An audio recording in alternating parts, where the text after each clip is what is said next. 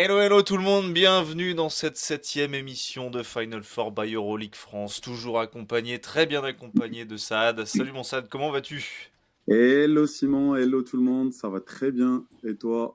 Eh ben, en grande forme pour cette septième émission sur EuroLeague France. Comme d'habitude, vous le savez évidemment, l'actualité de l'EuroLeague, c'est sur ce site internet que je vais vous montrer dans un instant. On va pouvoir y faire un petit tour. N'hésitez pas à vous abonner évidemment à cette chaîne Twitch pour ne pas louper les prochaines émissions. On essaie d'être le plus régulier possible dans les débuts de semaine pour vous faire un point complet sur l'actu, sur tout ce qui s'est passé la semaine écoulée.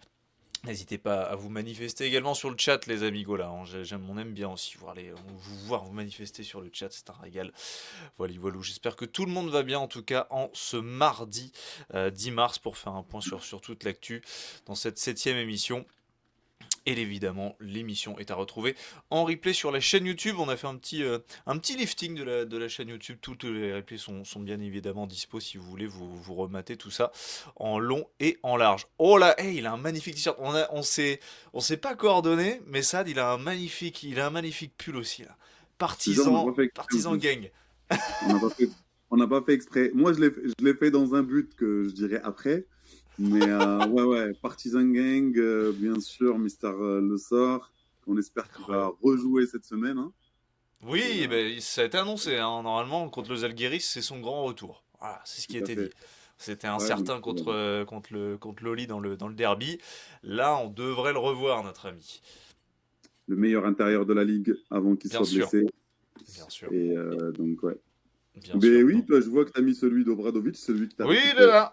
Il est là, le Donc, Obradovic. à Voilà, voilà, Belgrade incroyable. la semaine dernière. Donc, joli, joli t-shirt.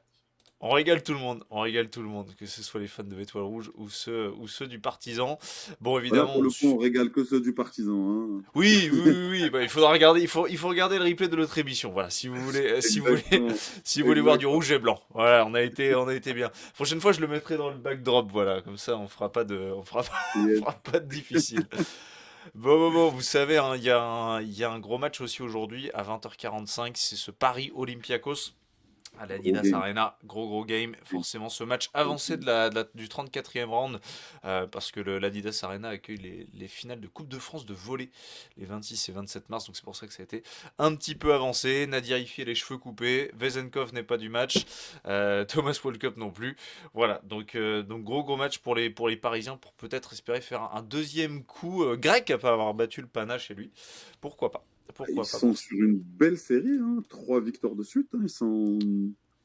Ouais, c'est peut-être l'occasion de continuer la série. Mais maintenant, on a du lourd quand même avec Loli qui arrive. Mais Mhm.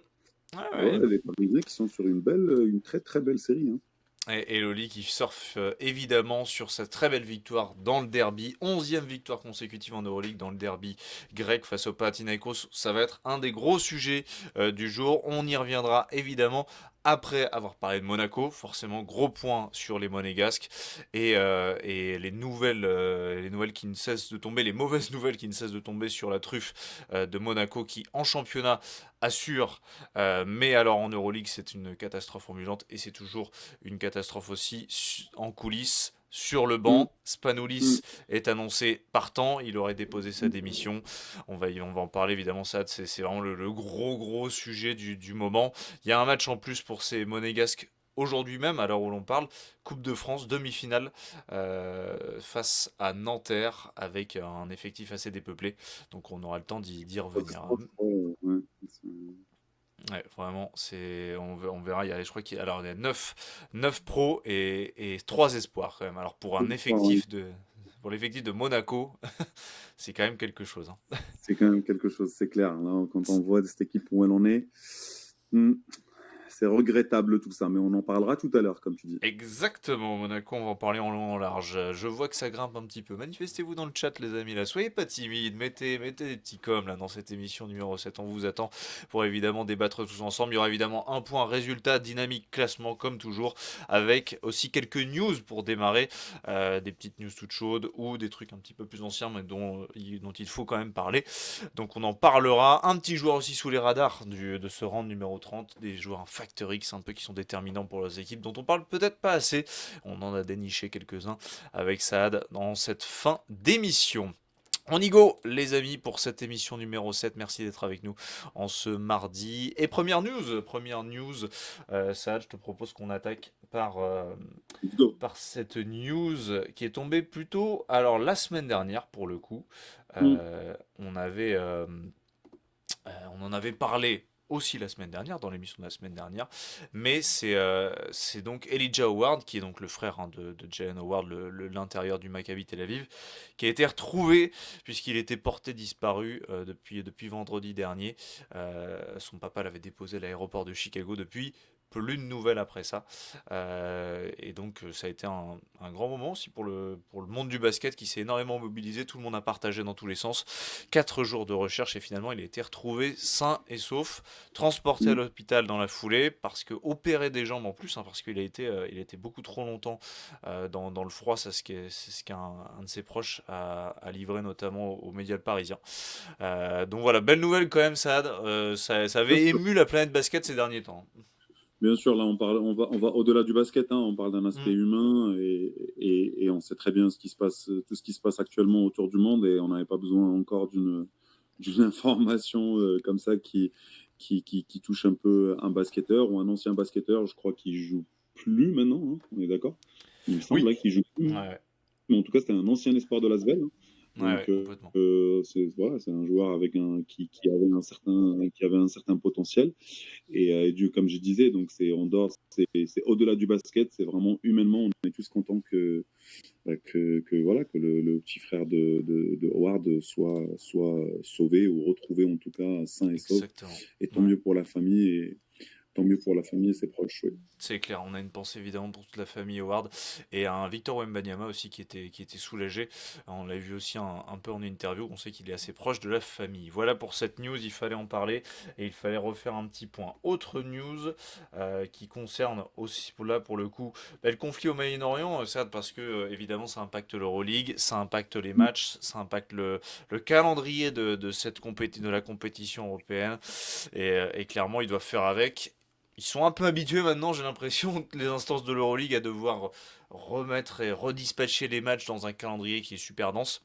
Mais voilà, il y a forcément les matchs de Dubaï, du Maccabi et de l'Hapoel qui vont donc être délocalisés pour l'instant jusqu'à la fin de la saison régulière, c'est ce qui est annoncé. Peut-être que Dubaï va pouvoir reprendre un moment ses quartiers dans sa salle, peut-être un peu moins touché. Mais pour le Maccabi et Oui. l'Hapoel, ce sera du côté de Ouais. Belgrade pour le Maccabi et Sofia en Bulgarie pour l'Hapoel Tel Aviv. Et Dubaï ira à Sarajevo en Bosnie-Sad. Oui, c'est regrettable cette histoire. Alors, au-delà, encore une fois, de l'aspect humain sur lequel on ne va pas revenir, donc les guerres, etc., on est là, entre parenthèses, pour parler basket et pour parler sport. En fait, ce qui est regrettable ici, c'est que du coup, il va y avoir un manque d'équité sportivement. Bien sûr, Parce que comment vont se sentir aujourd'hui les équipes qui sont parties jouer Dubaï chez eux, bien les sûr. équipes qui sont parties jouer le Maccabi et la Poel chez eux. Euh, c'est pas pareil que de jouer Dubaï jouer à domicile à Dubaï, c'est pas pareil que de jouer à domicile à Sarajevo, encore plus pour les équipes de Tel Aviv, le Maccabi et la Poel. C'est Où là, clair. pour le coup, imagine les équipes qui ont joué contre le Maccabi et la Poel à Tel Aviv. Ça n'a rien à voir, encore. Et le Maccabi, c'est encore un step supérieur parce que l'ambiance, elle est très, très, très chaude dans la salle. Et tu le sais très bien, quand tu es un joueur, c'est pas pareil. Tu as vraiment le sentiment de jouer à l'extérieur quand les adversaires, quand les supporters de l'adversaire sont là et sont présents et font du bruit. À l'inverse, là, ils vont jouer dans une salle vide. Donc pour moi, ça remet un petit peu en cause l'équité sur les derniers matchs de la saison. Et je pense qu'il y a des équipes qui vont se sentir lésées. Et pour moi, c'est compréhensible. Donc voilà, Complètement, vraiment complètement, regrettable. complètement. C'est vraiment Je vois regrettable. un commentaire dans le chat de House the First, premier commentaire sur la chaîne, ça nous fait plaisir, qui nous demande si l'Euroleague est toujours dispo sur Squeak jusqu'à la fin de la saison, où ça a bougé, et ça a bien bougé, House the First, on en a parlé. Euroleague TV Alors, maintenant. Ouais, exactement. On en a parlé lors de la dernière émission qui est dispo en replay sur YouTube pour toutes les infos. Mais voilà, je te mets le petit lien pour aller potentiellement t'inscrire. Si jamais tu avais un abonnement Squeak à l'année, eh bien normalement tu as reçu un mail pour pouvoir accéder à Euroleague TV sans payer de frais supplémentaires. Donc normalement tu as accès à Euroleague TV jusqu'à la fin de la saison si jamais tu avais déjà un abonnement Squeak. Voilà, donc n'hésite pas. Évidemment, n'hésitez pas sur toutes vos questions là-dessus. On sait que c'est un peu brouillon aussi pour pouvoir suivre l'Euroleague jusqu'au bout, mais tout se passe sur Euroleague TV avec des commentaires en français. On salue d'ailleurs Fred Mazéas qui était venu passer un petit coucou dans l'émission dernièrement et qui commente ce soir ce Paris, ce Paris Olympiakos. Voilà, Ouais, voilà. oui, bah. Voilà, voilà, The First. J'espère que tu as toutes tes réponses. Voilà, donc pour les deux localisations, on l'a dit, hein, ça, comme l'a dit Sad aussi, ça bouscule énormément de choses pour les équipes avec l'équité sportive qui malheureusement voilà, tout ça ne va pas ensemble. Il y a le PDG de l'Euroleague, hein, Chus Bueno, qui s'est aussi exprimé autour d'une possible exclusion des clubs israéliens. Il a précisé que c'était pas à l'ordre du jour pour l'instant, que évidemment il surveillait quotidiennement la situation. Il y a 3 matchs évidemment à replacer dans le calendrier, puisque dans la dernière journée, celle dont on va parler dans un instant, eh bien 3 matchs ne se sont pas joués. Apoel Paris, qui se Mhm. jouera finalement le 17 mars Mhm. prochain, donc mardi prochain. Mhm. À 17h heure locale. Alors je sais pas ce que ça fait en France, mais à Sofia ça doit être la même chose, je pense, à tous les coups. En Bulgarie, ça ne doit pas être bien loin de nous. Et un Partizan Dubaï et un Maccabi Hapoel, le derby, à replacer également. Voilà, ça c'est les 3 matchs qu'il va falloir replacer pour l'instant dans un calendrier hyper dense. Et surtout l'Euroleague, Saad a mentionné que bon, c'était pas trop une option de dépasser le 16 avril, qui est normalement la date de fin de saison initiale, quoi. Encore une fois, pour une équité sportive, je pense que c'est normal qu'à minima, la dernière journée ou les 2 dernières journées, ou même je dirais moi, les 2, 3 dernières journées, il faut qu'il y ait tout le monde qui ait joué ces matchs en retard et que ce ne soit pas les matchs en retard en fait qui décident du classement.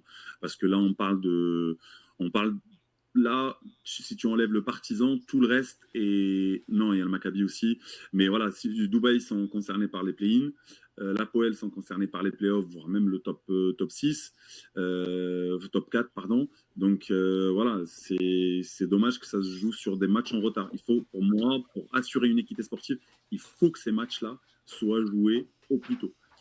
Par ailleurs, il faut aussi, pour information, chose qu'on a raté la semaine dernière, c'est que l'Oli, le fameux Oli Fener, qui a été reporté, là pour le coup, pas pour cause de guerre, mais pour cause de dégâts d'eau, à la salle de l'Oli, Ah oui, c'est vrai. la fameuse salle de la paix.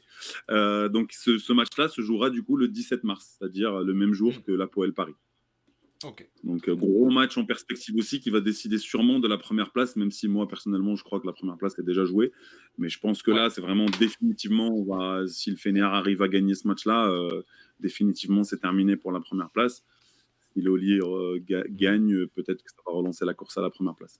En tout Ouais, cas, voilà. pour l'instant, en tout cas, le Fener a 3 victoires d'avance, hein, sur l'Olympiakos. Il y a évidemment Ouais. encore ce match en retard, tu l'as dit. Autre news. Là, pour le coup, eh bien, c'est une prolongation que, bon, je dis pas qu'on l'attendait pas, mais on avait eu des rumeurs sur un possible départ à Dubaï pour le pistolero allemand Andreas Obst. Et Ouais. finalement, rien de tout ça, Saad. Prolongation avec le Bayern Munich jusqu'en 2029. Bah, ma foi, enfin, en fait, je ne sais pas comment prendre cette information. Alors, effectivement, l'histoire qui est sortie à un moment donné, comme quoi il allait partir à Dubaï, comme je disais la dernière fois, tout le monde est annoncé à Dubaï. À chaque fois qu'il y en a un qui fait C'est un pas carton, faux.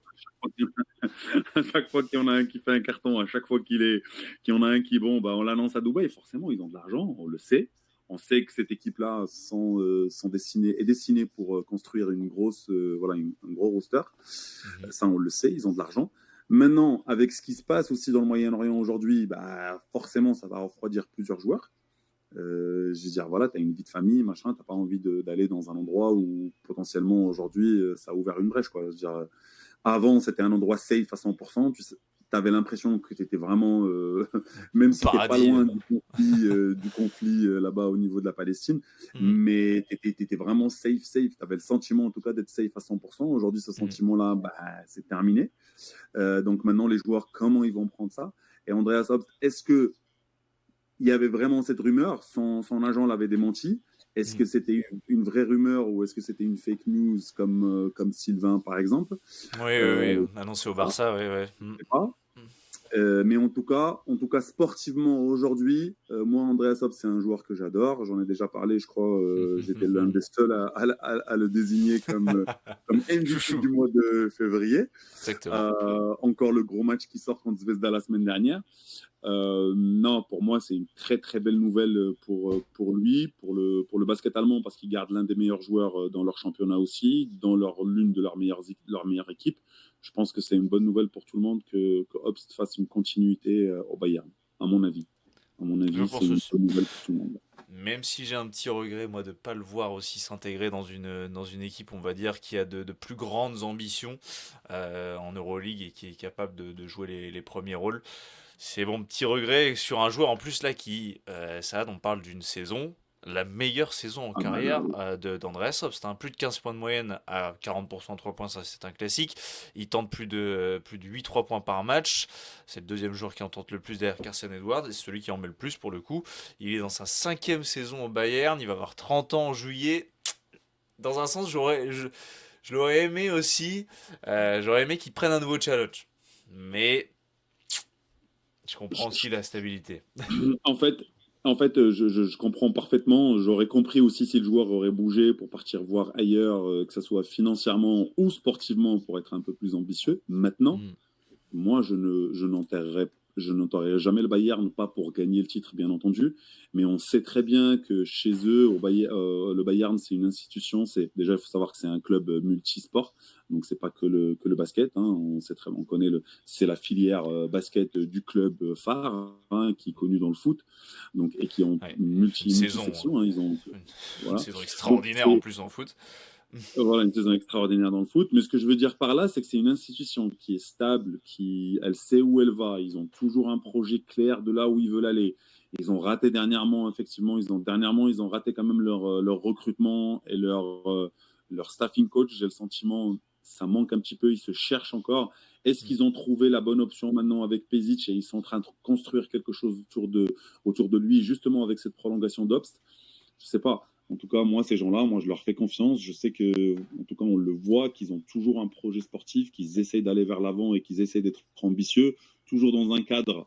Je suis d'accord avec toi. Financièrement, on n'est pas sur du Dubaï, ou bien sur les équipes grecques où ça balance de l'argent à gogo. Maintenant, qu'est-ce qui va se passer aussi dans 2 ans avec la NBA qui va arriver, etc. Est-ce que tout ça va continuer dans ce sens-là? Est-ce que justement ces équipes qui vont avoir cette stabilité financière et cette stabilité administrative et cette stabilité dans leur projet, dans leur vision, c'est pas celles-là qui vont justement bénéficier du nouveau projet NBA si ce projet-là arrive?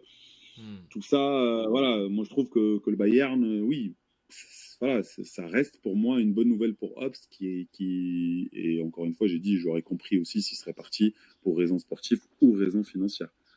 Mais rester au Bayern, c'est pas non plus, tu vois, c'est pas une punition, tu vois. Ah oui, Tu non, vois, c'est c'est sûr que pas. non. euh, Mm. pour donner une comparaison, on parlait par exemple de Nadir Ifi qui absolument restait à Paris. Et moi, je Mm. disais, là, je disais que j'aimerais bien qu'il aille voir ailleurs. Là, c'est pas Mm. pareil. Nadir, il est encore plus jeune. Ouais. Il est il n'est pas un peu dans une équipe qui est installée au niveau européen, au niveau basket. C'est pas une Mm. institution non plus. Le Paris Basket, c'est un club qui a été créé dernièrement. Ok, ils sont ambitieux, etc. Mais c'est pas pareil, tu vois. Rester au Bayern et rester à Paris, pour moi, c'est pas le même, tu vois, c'est pas la même logique. Encore une fois, Hobbs qui est plus vieux, hein, 30 ans bientôt, je crois cette Ouais. année, 30 ans. 30 ans en juillet, ouais. Et alors, Mm. voilà, alors que Nadir, il est encore jeune.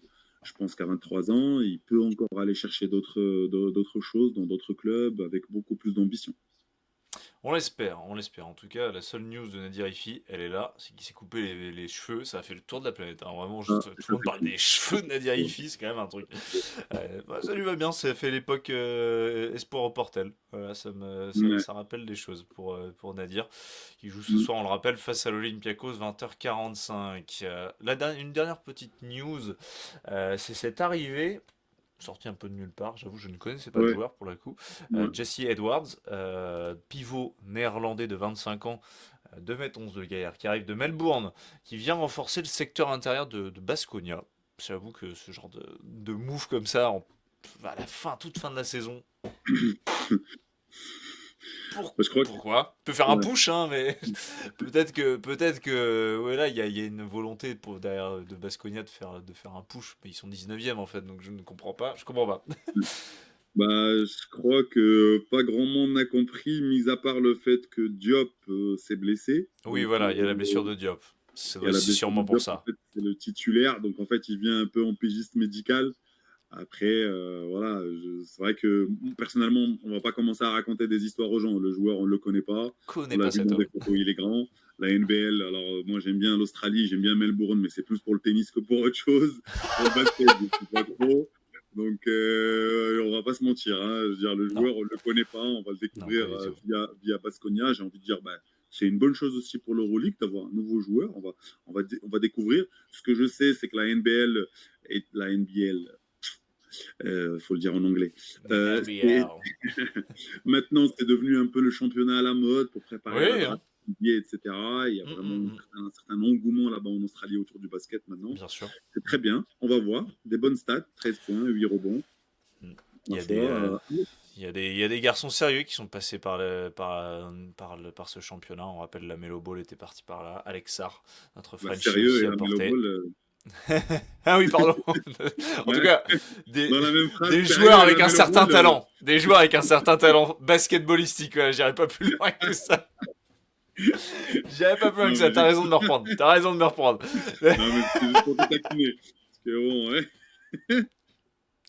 Ouais, ça, c'est Mais oui, il y a des bons terrible. joueurs voilà, sur leur fin de cursus avant la draft NBA, qui sont programmés pour la draft NBA. En fait, ils vont là-bas pour faire une dernière pige. Et puis, hop, ils lancent la fusée pardon, derrière Hmm. vers la NBA. Quoi. Exactement, Jesse Edwards qui est passé par les Orange de Syracuse en Et, NCAA et qui a aussi porté le maillot des Wolves en match NBA. Bon, deux mini-matchs vraiment sur vraiment de courtes séquences. Il a surtout fait de la J-League. L'ami Edwards pour renforcer le secteur intérieur de Baskonia.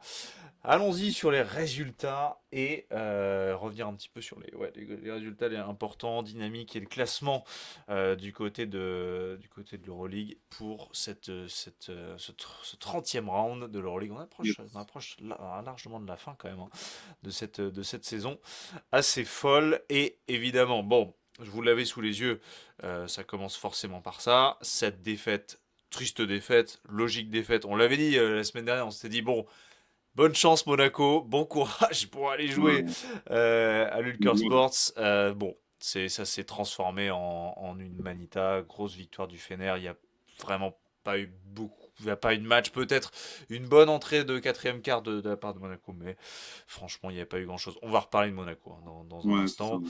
Ouais, mais le Fener enchaîne. En tout cas, 9e Ouais. victoire consécutive pour le Fener. La dernière défaite, je regardais, donc c'est à Dubaï. C'était le 8 janvier dernier. Donc là, ils sont sur 2 mois d'invincibilité, le Fener en Euroleague. Chose qu'on peut mentionner en revanche. Gros match entre Valence et les Zalgiris, entre Très bon deux match. équipes chouchou qu'on aime voir, qu'on aime regarder, où Mm. c'est collectif, où ça se la donne, où c'est le. Pour moi, ça, c'est l'Euroleague, ça, c'est ce genre de match. Ce Très, très beau Valence-Zalgiris. match. Ouais, Très beau ouais, ouais. match, et ça s'est Très bon terminé. match. Une grosse victoire de Valence, hein, Ouais. Sad. Ouais, ouais, ouais, très belle victoire de Valence. Encore une fois, qui s'en sort grâce à son collectif, parce que bah, la semaine dernière, on était tous là en train de parler encore une fois de Montero, et d'un Oui, coup, qui revient à la charge. Homer Moore. Encore un que moi j'avais kiffé, j'ai découvert en début de saison, et je disais, putain, ce joueur, il est vraiment très beau à voir jouer. Donc, Hmm. Moore. Et bah, ça fait un petit moment qu'il n'avait pas fourni de stats extraordinaires, parce que bah, Montero avait repris un petit peu le relais. Et là, d'un coup, bah, bim, c'est lui qui te sort un gros match. Non, mais globalement, c'est là ce que je veux dire par là, c'est que cette équipe-là de Valence, elle est vraiment impressionnante collectivement. Hmm. Impressionnante. Pedro Martinez, il a vraiment construit quelque chose, mais à tous les postes. Hein. À tous les postes, que ce soit poste 1, 2, 3, 4, 5, à chaque fois, tu en as un qui va sortir du chapeau. Donc, non, très bon match, très serré Très avec les plaisant. Algéries. Hmm. très sérieux Ouais, avec les vraiment. Zalgiris. C'était pas Ils gagné, sont c'était un bien match. revenus. Ouais, parce que franchement, le Ah Valence a oui, longtemps mené, longtemps mené, même oui. de double digit, comme disent les Américains, donc plus de 10 points à chaque fois, un peu plus. Franchement, pendant très longtemps, et les Zalgiris a proposé une fin de match assez impressionnante où ils ont une réussite assez insolente aussi à 3 points avec du Brazdeikis notamment, qui est bien venu. Très gros match du gaucher du Zalgiris. Très gros match. Mm. Maudolo, Williams Goss évidemment, ancien Francisco, Ouais, un peu en dedans, mais il colle quand même un 3 points hyper important quand même à la fin pour pour revenir. l'égalisation. Il Voilà, donc égalise à 1 minute de la fin, il t'égalise sur un gros 3 points. Bon, il fait pas un gros match, hein, on est d'accord. Il faut non, qu'on arrête de parler des joueurs, parce que je crois à chaque fois qu'on parle d'eux, ils font de gros matchs derrière. Mais c'est un curse. Il y a le curse Euroleague France, les gars. Eh la semaine oui, dernière, on a parlé de Montero, on a parlé de Sylvain, on était c'est des tyrambiques, c'est ravis. vrai. Les deux n'ont pas. Alors attention, c'est pas, ils n'étaient pas nuls non plus, mais c'est juste qu'ils ont été au-dessous de leur standard jusque-là, quoi.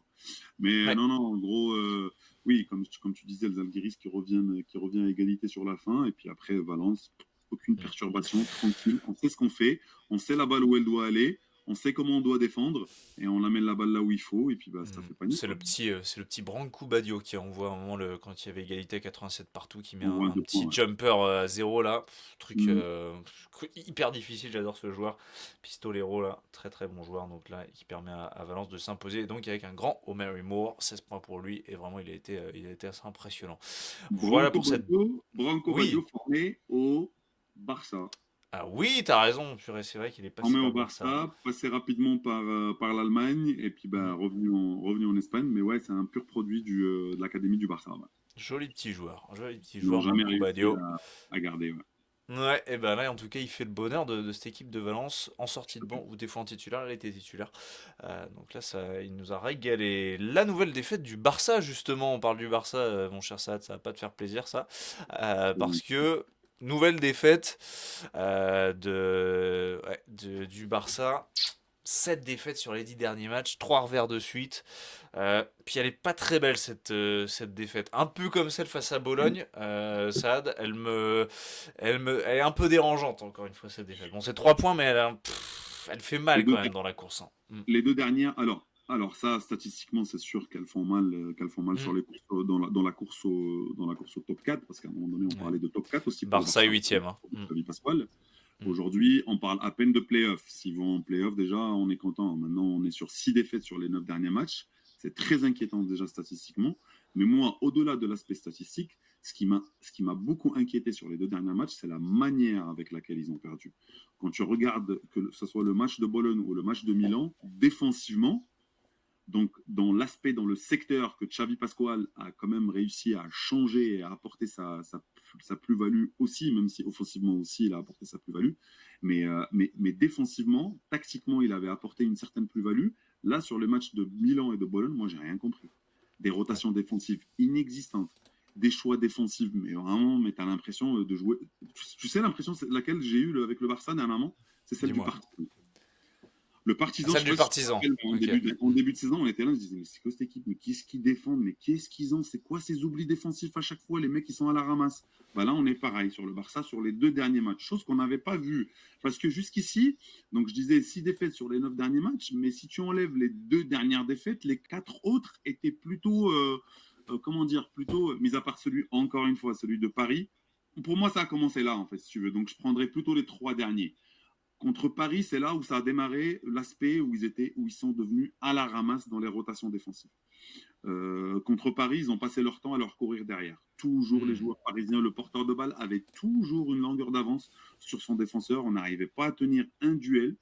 Et là, c'est pareil. Contre Milan, contre Bologne, c'était pareil. Alors, contre Milan, c'était vraiment une catastrophe parce que je crois que le score est monté à. Alors, j'ai regardé le match, le score est monté, je crois, à moins 27 à un moment donné, où c'était vraiment ridicule. Alors, on revient au quatrième carton avec l'énergie du désespoir. Mhm. Et ça ressemblait plus à rien. Ça ressemblait plus à rien. Mais oui. Ce qui m'inquiète, moi, au niveau de ce Barça-là, c'est au niveau de sa prestation défensive. Parce que offensivement, on a toujours des joueurs capables de mettre des paniers. Quand ils sont libérés, quand ça joue au basket, ça partage la balle. Tout le monde est capable. Will Clyburn est là. Punter est là. Je veux dire, voilà, j'allais dire Vezenkov, mais comment il s'appelle comment il s'appelle Vezeli. Vezeli, pardon. Vezeli est là avec son petit shoot à 2 points. Satoransky, il arrive à te sortir. Là, Provitola, avec son talent, est toujours capable. Brizuela, tu vois, je veux dire, des joueurs capables de mettre des points, il y Bien en a. sûr, ils mettent des points. Ouais, bien Le sûr, mais problème, c'est il est défensivement, défensivement. Il est hein. défensivement, ils sont à la ramasse sur les derniers matchs. Ce problème-là, ils avaient réussi à le cadrer ou à le corriger avec l'arrivée de Xavi Pascual, où ils avaient enchaîné beaucoup de gros matchs. Tu vois, tu prends la défaite contre le Fener, c'est une défaite, j'ai envie de dire, voilà, un gros match, ils font un gros match. Bon, ils perdent sur la dernière action, ok. Ah, Mais sur les logique. 3 derniers matchs, non, c'est vraiment inquiétant le niveau du Barça défensivement sur les 3 derniers matchs. Et moi, pour le coup, on parlera après, si tu veux, du classement. Je ne suis pas trop inquiet pour le play-in parce qu'il y a une équipe qui va lâcher sa place, qui s'appelle Monaco, qui va Ah, tirer. Mais pour le Barça, on visait plutôt le top 4, voire le top 6, top 6, top 4. Mais là, ça va être compliqué. Il a teasé la suite en parlant de Monaco. Notre cher Saad, c'est dans quelques Ah instants oui. qu'on va faire le gros focus Monaco. Mais très intéressant aussi de pouvoir parler un peu de la dynamique du Barça. Je pense qu'on en fera encore peut-être un focus plus important dans Oui. une prochaine émission si ça continue à enchaîner les défaites. Celle-là, par contre, elle est belle. La victoire à l'extérieur de l'Asvel. Et Dieu sait que gagner à l'extérieur pour l'Asvel en Euroleague, c'est un exploit Incroyable. monumental. Une grosse Incroyable. victoire sur le parquet Ouais. de Lou FS avec un Brian Angola, MVP de ce round numéro 30. 26 points pour lui, Mais inscrit. ce, Gros ce joueur match. est énervé. Ce Et joueur est oui. énervé. Tu sens qu'il est là, qu'il a des choses à prouver. Il rigole pas avec son shoot à 3, son sac. Ah, il a un bras, hein. Il a vraiment un bras. Je veux dire, ce joueur est là, il est là, il est en mission, il veut se montrer, il a raison. Je pense qu'il joue sa carte personnelle dans un cadre collectif, il fait gagner son équipe. C'est pas un joueur, je vois pas un soliste non plus. Il est capable de partager la balle avec les autres. Alors oui, c'est un scoreur, il a un bras, mais c'est pas un soliste. C'est pas un joueur qui t'énerve dans un collectif, tu sais, où il te casse le collectif. Mm. Je trouve que c'est un joueur qui rentre parfaitement. Non, non, c'est un beau joueur. C'est un joueur qui rentre parfaitement dans le collectif, qui défend aussi, hein, parce que c'est pas une passoire de l'autre côté. Parce Non, qu'on non, a non. vu des scoreurs Mm. qui, de l'autre côté du terrain, ils lèvent le pied. Euh, non, puis comme tu dis, victoire limite historique, non? Parce que je crois que cette saison, c'est la première à l'extérieur, on est d'accord? Oui, c'est la première à l'extérieur cette saison. Ouais. Donc, et puis même sur voilà, l'histoire récente de l'Asvel au niveau Euroleague, très très rare les victoires à l'extérieur. Il faudrait regarder sur les 3 dernières saisons combien ils en ont gagné à Ah, c'est l'extérieur. la deuxième de la saison. C'est la deuxième de la saison, pardon. Je vais vérifier Et là. ah oui, c'est la deuxième de la saison? Ouais, c'est la deuxième de la saison. C'était Ouais. c'était où la première? Je me pose la question, je suis en train de regarder. Attends, mais c'est la deuxième. Incroyable, incroyable. Ah, bah Euh, c'était la 1-2. Ah, non, et non, contre la 1 de Lou, ils avaient gagné à la maison aussi. Et ils avaient gagné à Bologne. ah, ok. Ah oui, oui, oui, ok. Oui, ouais, bah, Bologne. On sou- je m'en Bologne, oui, souviens, bizarre. je m'en souviens Ouais. pas beaucoup pour le coup. Moi non plus, non, moi non plus. Puis surtout, Bologne normalement, gagne beaucoup à domicile. C'est presque toutes leurs victoires sont à domicile, mais bon, ok. Non, mais ok, 2 exploits du coup de l'Asvel cette saison. Pas mal, et puis c'est inquiétant pour le F. Je Mais pense, je comprends. plutôt. Encore une fois, c'est ce qu'on disait la dernière fois, on comprend plus rien dans cette équipe-là. Non, C'est pas non. possible. À un moment donné, on s'est dit, bah ça y est, peut-être, ah, tiens, regarde, ils ont enchaîné 2, 3 victoires. Ah, ça y est, FS, ça y est. Pablo a trouvé Pablo le. Lasso. Pablo Lasso a trouvé La la formule. bonne, la bonne formule. Ah bah non, bim. Ah, alors là, Larkin. Larkin revient vite, nous dit Snorky que l'on salue dans le chat qui vient d'arriver. Bonheur. Mais oui, il faut qu'il revienne. Mais son absence a été prolongée encore, hein. Donc, grosse blessure pour Larkin.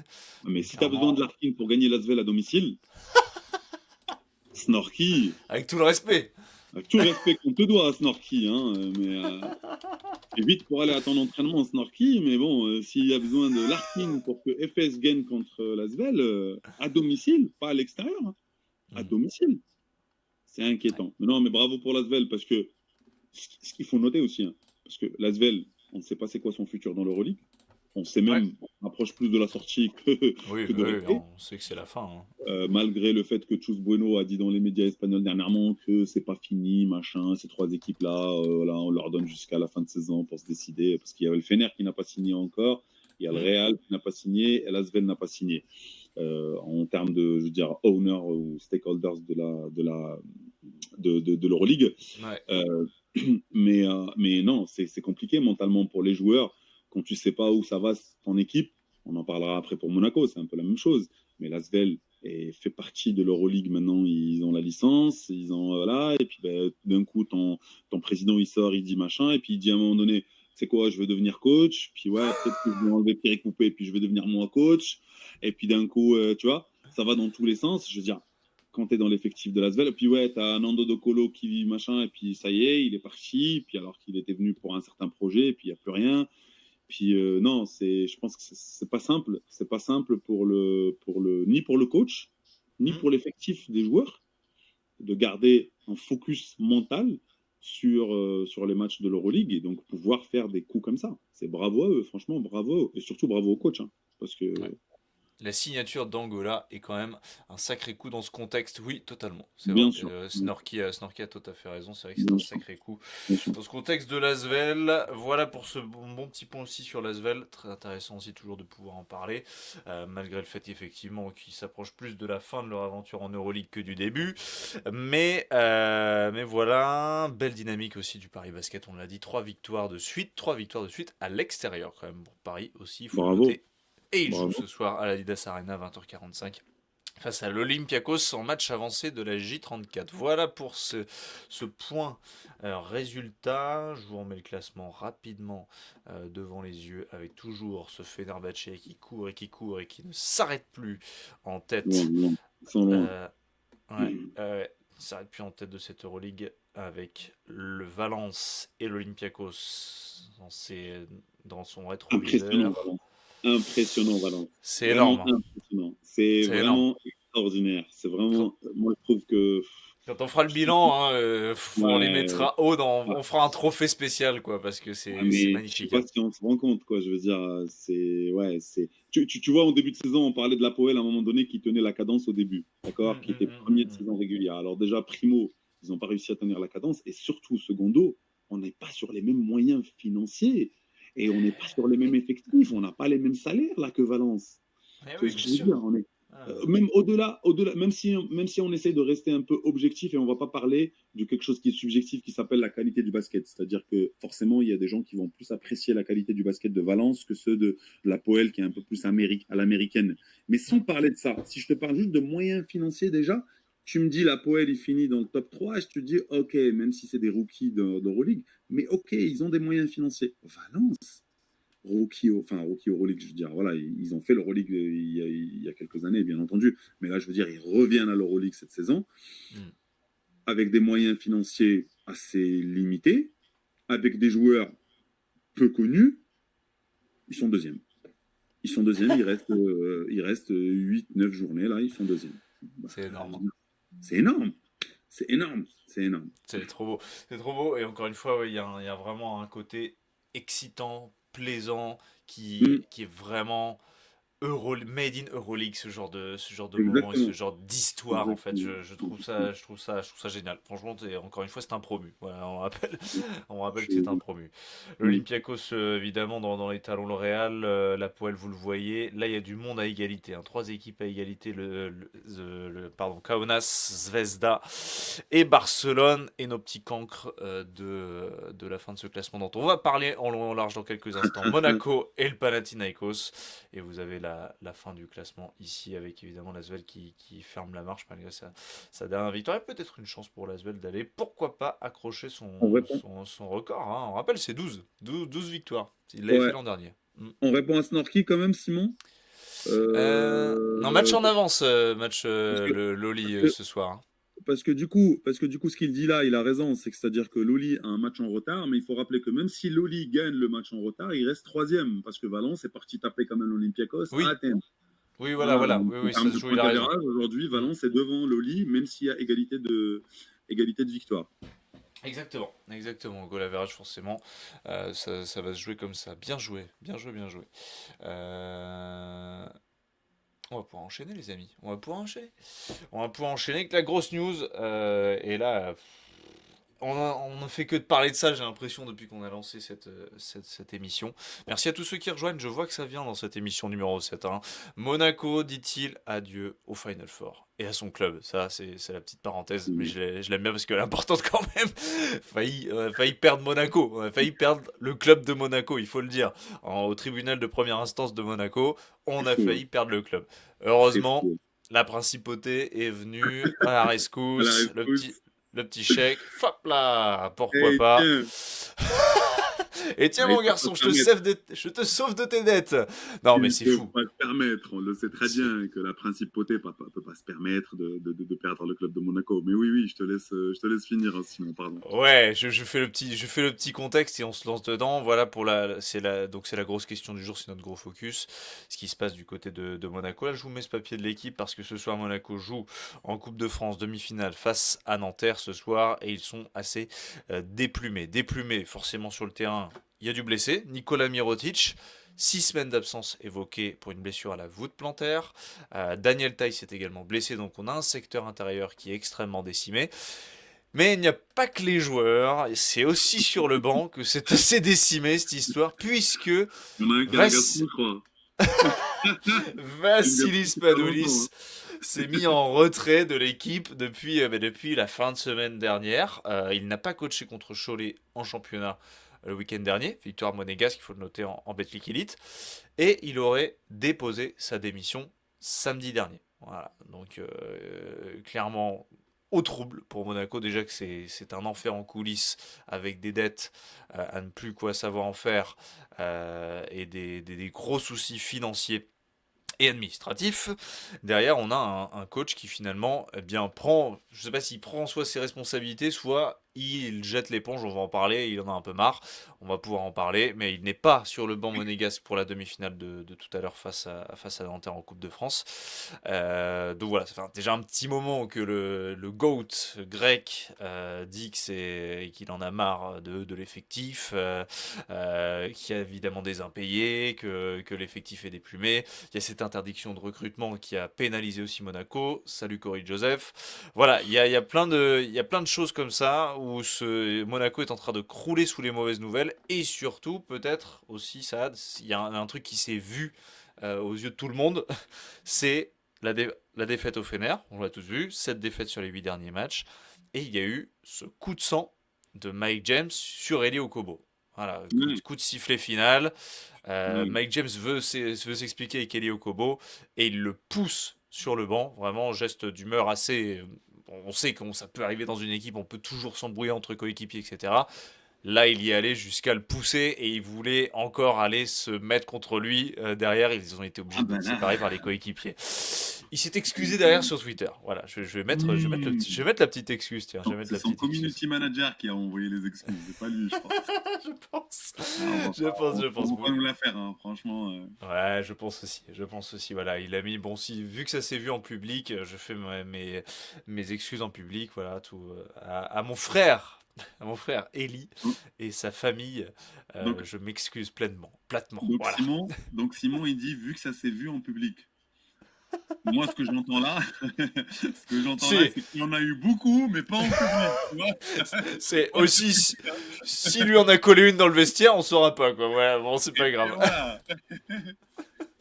Et puis, on va juste, en fait, on sait très bien qu'Okobo, franchement, quand tu es un grand compétiteur, Okobo, c'est quelqu'un qui est énervant. Parce que c'est quelqu'un qui est pétri de talent, c'est quelqu'un qui est hyper talentueux. Et le problème, il est là, c'est qu'on lui excuse un peu trop sa nonchalance, ses oublis défensifs, ce Mhm. manque de compétitivité, entre parenthèses, dans l'autre partie de terrain. Quand le Euh, niveau s'élève aussi. Au Kobo, quand le niveau s'élève, ça fait ça assez crame. longtemps, je pense que je l'ai pas vu en fait step up en même temps que le niveau global du match, l'enjeu aussi. En fait, c'est quand tu dis, toi, le niveau, tu veux parler plutôt de l'enjeu, Ouais, de ce qui se passe, tu vois, sur le voilà. terrain, de quand on a un match à enjeu, quoi. On l'a vu Ça en équipe de France chauffe, aussi. voilà, quand ça chauffe, que ça devient dur et que là où il va falloir monter le niveau et faire gagner ton équipe et faire, comme tu dis, step up dans cet aspect-là, Hmm. bah, en fait, et puis pour un joueur qui est compétiteur, qui est ultra compétiteur comme Mike James et qui en plus qu'il a le sang chaud, on le sait très bien, et il n'a pas peur de s'embrouiller. C'est vite fait. Parce que là, si on remet le contexte, c'est les dernières actions qu'il n'a pas appréciées. Mike James était sur le banc, voit Okobo qui défend plus, parce que clairement, il a lâché l'affaire Okobo sur la fin du match, sur la dernière minute. Il ne défendait plus. Il ne défendait plus. C'est devenu une passoire. Il s'enlevait. Il faisait le, tu sais, torero, là, tu sais, hop, hop, hop, il s'enlevait, tu sais. C'est devenu n'importe quoi. Et je pense que c'était énervant pour Mike James, et je pense que d'autres joueurs aussi étaient énervés de ça, mais c'est juste que chacun réagit de sa manière. Et encore, c'est là pour remettre avec le contexte actuel de Monaco, c'est pire quand l'équipe ne gagne pas. Bah voilà, je veux dire, tout de suite ça monte dans les tours, il y a de la tension palpable, et puis les joueurs qui ont le son chaud comme ça, là, comme Mike James, bah forcément ils vont le montrer beaucoup plus facilement que s'il y avait des victoires, que si ça tournait bien, etc. On va t'excuser, on va te faire passer ça, ok, pas de problème, t'es talentueux, vas-y, fais-moi gagner les matchs, et puis tu vois, bah pour revenir sur le contexte global de Monaco, bien entendu, enfin en fait il y a plusieurs choses à dire. Premièrement, je pense que si on doit parler de Final Four, Playoff, machin, je pense que ça, il faut oublier. D'accord ? Il faut arrêter l'Euroleague. Donc pour toi, c'est bon. Toi, tu réponds. La question, c'est ça. La question du jour, c'est ça. Monaco dit adieu au Final Four, c'est fini. Ah non, mais moi, je te dis Monaco dit adieu au Playoff. Pas au Final Four, au Playoff. Ah oui, toi, t'es encore plus haut. Moi, Monaco, c'est terminé. La saison Euroleague, on peut la plier, on peut fermer, on peut passer à autre chose. À mon avis. Et je donne mon avis parce qu'on est là pour donner son avis et non pas pour dire on verra à la fin. Donc, je te dis tout de suite là, à mon avis, Monaco, je prends un risque peut-être, mais Monaco, pour moi, c'est terminé. La saison Euroleague est terminée. Moi, à leur place, je me focus sur le championnat, je me focus pour sauver le club et pour sauver les futures saisons, pour préparer la future saison. Avec quel effectif, avec qui, où, quoi. Voilà. Si on revient sur le club en lui-même, je pense que beaucoup de gens qui nous écoutent aujourd'hui sont français ou à minima sont francophones et connaissent un petit peu le contexte. On sait que Monaco, voilà, la principauté de Monaco, je veux dire la famille royale, tient beaucoup à son image et tient beaucoup à l'image de sa principauté. Monte Carlo, la Formule 1, maintenant le club de foot, le club de basket maintenant je vous rappelle, qui a pris une ampleur incroyable lors des dernières saisons. Finaliste. Je me rappelle ce club-là qui était en N3 ou en N2. Oui. L'équipe. Donc, et il n'y a pas très longtemps. Parce que, voilà. Quelle époque. Donc forcément, la famille je ne sais pas comment on l'appelle, princière. Royale. On peut dire ça, la famille princière. Voilà, la famille princière ne va jamais lâcher le morceau. Et ils vont tout faire pour sauver le club. C'est pour ça que je dis, si je dois répondre à ta deuxième partie, Monaco dit-il adieu à son club, ça je dis non. La famille princière ne va jamais lâcher l'affaire. Ils vont mettre s'il faut, ils vont mettre ils vont tout faire en tout cas pour sauver le club. On n'est pas passé loin quand même. Ouais. On va y revenir après, vas-y, termine. Oui, alors après, toi tu parles d'une manière judiciaire, administrative, etc. Mais on ne sait pas ce qui se passe dans les coulisses, Simon, tu le sais très bien. Ça, c'est ce qu'on nous a présenté dans les médias publics et dans ce qui se passe réellement. Je suis d'accord, mais un club qui passe devant un tribunal de première instance, c'est quand même pas rien, c'est quand même fou. Voilà. Bien sûr, c'est incroyable. Maintenant, si on rajoute le dernier aspect pour moi, qui est l'aspect du coach, d'accord, dans ce contexte-là. Donc un coach Spanoulis, l'un des plus grands joueurs de l'histoire de l'Euroleague, je rappelle, un coach qui est amené à devenir peut-être l'un des plus grands coachs de l'Euroleague aussi, hein, c'est ça son futur, c'est ça sur quoi il aspire, en quoi il aspire. Donc aujourd'hui, il arrive, comme dit, je pense c'est Raphaël qui le dit, il a sa famille qui est en Grèce. Raphaël dans le chat, on l'embrasse d'ailleurs. C'est le coach de l'équipe nationale grecque. Il arrive dans ce contexte-là. Au début, je ne sais pas si je te rappelle, mais il y avait l'arrivée avec l'hélicoptère, etc. On arrive dans un contexte incroyable. On a réussi à choper le GOAT, entre parenthèses, Bien sûr. Des joueurs Euroleague. C'est pas n'importe C'était un coup énorme. Le storytelling était énorme. Fou. Exactement. La première année qui se passe très bien. On va en Final Four. On arrive en finale. C'est extrêmement. C'était une année pour moi, une saison extrêmement réussie. Parce que je rappelle, quand on vire Obradovic et qu'on récupère Spanoulis, Monaco, c'était pas ça. Puis il arrive à redresser la barre et puis ils arrivent à aller en finale, ce qui est incroyable. Maintenant, avec toutes ces problématiques financières et j'ai envie de dire déjà le groupe, et j'ai le sentiment que même la mentalité du groupe, et ça on l'a dit à son arrivée, la mentalité du groupe, à mon avis, Spanoulis a fait un travail extraordinaire sur lui-même déjà mentalement, pour accepter qu'il doit driver ces gens-là et qu'il doit les amener vers lui. Parce que c'est pas simple de travailler avec des gens qui ont une mentalité complètement différente avec toi. Et toi, ton job en tant que coach, c'est les emmener justement vers toi. Déjà, il faut l'accepter, tu vois, c'est pas évident mentalement. Bon, il Je y pense avait que un. Spanoulis doit être fatigué mentalement, Ouais, Simon. Il ouais, doit être ouais, vraiment épuisé mentalement. mais Et je c'est pour pense ça que moi, aussi. je lui en voudrais pas. Je lui en voudrais pas si demain il dit, parce que bon, attention, hein, parce que c'est l'info qu'on a. Apparemment, il aurait posé sa démission. Moi, j'ai vu dans Hmm. d'autres informations, notamment Basket News, qui parlent du fait que ben il aurait été juste malade apparemment et mis en retrait parce qu'il était malade. Bon, Ouais. je sais pas si c'est vrai ou pas, mais en tout cas, si ça s'avère vrai qu'il a démissionné et qu'il quitte le navire, et ben franchement, je lui en voudrais pas. Chacun Ah réagit de sa non. manière. Et comme je l'ai dit, je pense qu'il doit être tellement lessivé mentalement Hmm. qu'à un moment donné, tu te dire, mais Ah oh, ouais, parce que tout retombe aussi sur toi, hein. Ça, c'est toujours un peu la même chose. De toute manière, le coach, c'est le fusible numéro un, quoi. Donc, clairement, c'est clair que tu portes une charge énorme. Et surtout derrière, quand tu es obligé de gérer des égos énormes. Parce que, en fait, dans le scénario idéal, il aurait fallu que les mecs, que les joueurs et les coachs, et le coach aussi, se disent, bon, on met les égos de côté et on essaie d'avancer. Sauf que quand c'est ton métier quand l'argent tombe pas chaque mois. Ces mecs-là, ils sont pas pauvres, hein, mais bon, ça reste ton métier, ça reste aussi de la motivation. C'est ouais, aussi pourquoi ouais, ouais, tu te défonces aussi, ouais, parce que tu sais que tu vas être payé à la fin ouais, du mois. ouais, Il aurait fallu que tous ces gars-là se mettent un bout moitié de leur cerveau de côté pour se dire, ok, on se focus basket et on essaye de jouer. Sauf que tu vois que ça les a vraiment, mais ça a vraiment fait exploser le truc parce que tu le vois aussi dans le jeu en fait face au Fener. Ces gars-là, quand tu remarques les Blossom Games, les Diallo, les James, Okobo, ces gars-là, ils étaient tous là l'an dernier. Ils ont vécu l'aventure de la saison dernière, qui était hyper l'épopée, forte ouais, en émotion, finalement. qui était un Bien truc sûr, quand, bien sûr. quand tu vis ça avec un groupe. Mais purée, enfin, je veux dire, on a tous fait du basket même à bas niveau, même si t'es en départ, en Ah bah oui, cadet, oui, oui. tu vis un truc de fou Les avec tes émotions sont les potes, mêmes. Bah oui. tu crées un truc à vie. Et donc là, on a l'impression que bon, on n'est pas dans le groupe au sein du groupe. Je pense qu'il y a encore des mecs qui s'entendent très bien et tout, mais tu vois tu vois Tu qu'il y a un truc sais, qui s'est cassé. ouais, non, mais bien sûr.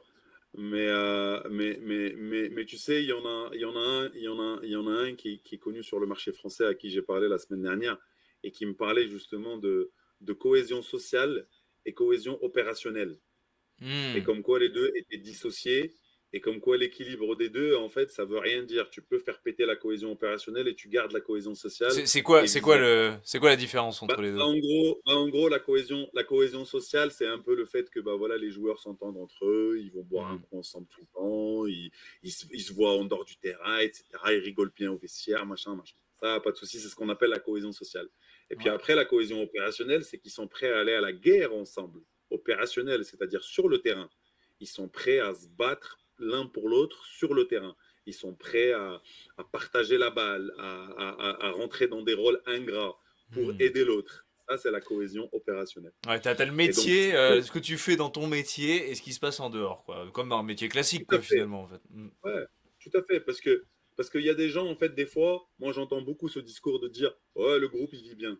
Oui, le groupe, il vit bien, bah, c'est ce qu'on appelle la cohésion sociale. Ça ne veut pas dire que la cohésion opérationnelle elle sera au niveau Hmm. où elle sera efficace. Tu vois. Ça ne veut pas dire que le groupe a une certaine cohésion opérationnelle. Ok, le groupe, il vit bien. Ouais, bah oui, ils jouent bien aux cartes ensemble à l'hôtel. Quand ils sont dans le bus, ils rigolent bien. Il y a des blagues, ça part dans tous les sens. Les groupes WhatsApp, ça rigole bien. Pas de Ouais. souci. Ok, ça Hmm. va au ski peut-être ensemble. Je sais pas, ça va même peut-être en voyage ensemble. À Pas de Dubaï. problème. Voilà. Mais par contre, la cohésion opérationnelle, ça, c'est autre chose. Parce qu'on a connu à l'inverse aussi des groupes qui s'entendaient pas du tout. Mais alors là, pas du tout, hein. Mais limite, ils se détestaient, les mecs. C'est-à-dire, ils se foutaient sur la gueule à chaque entraînement, les mecs, tu vois. Hmm. Mais par contre, sur le terrain, une fois que le match est déclenché, là, on est sur autre chose. Là, la Ouais. cohésion opérationnelle, elle existe. Peut-être qu'il n'y Hmm. a pas de cohésion sociale.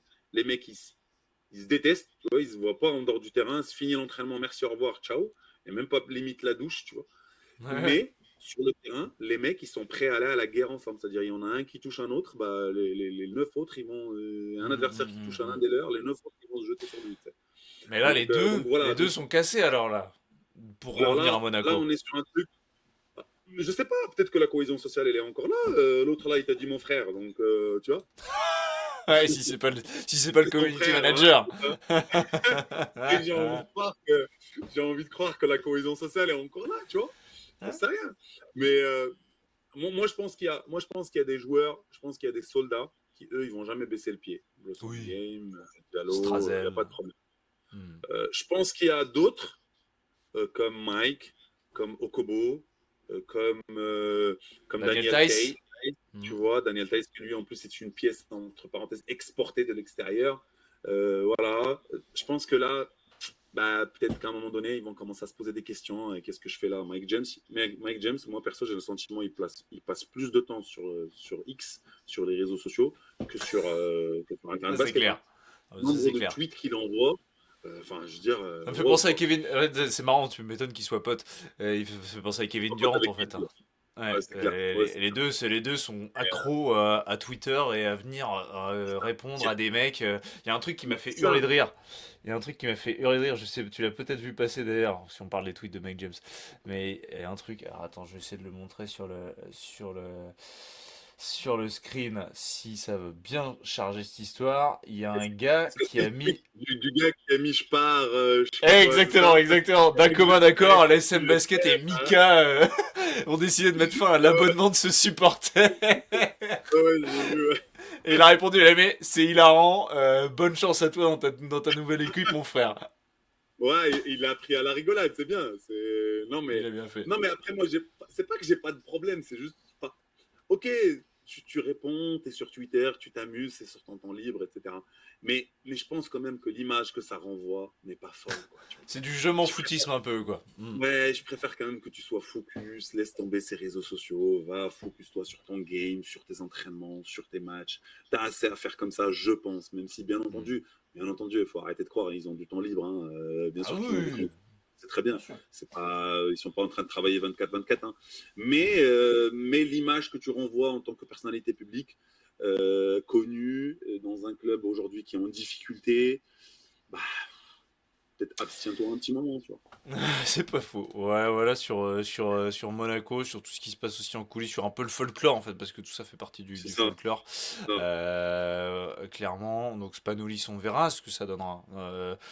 J'ai bien peur que ce soit terminé. Voilà, moi je le pense assez nettement que, comme tu disais, il en a ras les fesses, notre Spanoulis. Il a envie de rentrer à Athènes, et comme le disait Raph, et très justement, toute la famille est à Athènes, donc clairement on a envie de rentrer. Je comprends totalement. Et puis un spot qui va se libérer, il faut bien préparer. Oui. Qu'il y a un spot qui va se libérer à Athènes bientôt.